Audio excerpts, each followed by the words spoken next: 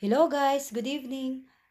For today's video, magluluto po tayo ng tortang green peas or kung tawagin dito sa Italia ay frittata con piselli.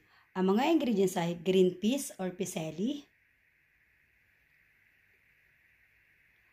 6 eggs, grated Parmesan cheese, sibuyas, asin para sa eggs at asin para sa green peas o piselli.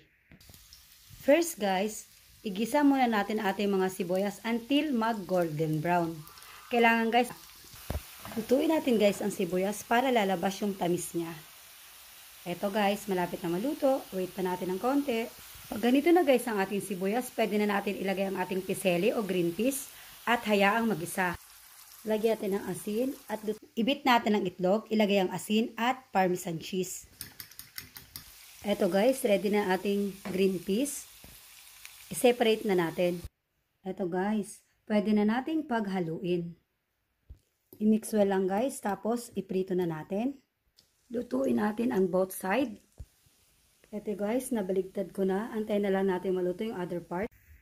Eto guys, ready na ang ating frittata con piselli o tortang piselli. Madali lang diba guys? Try nyo na matikman nyo ang sariling version.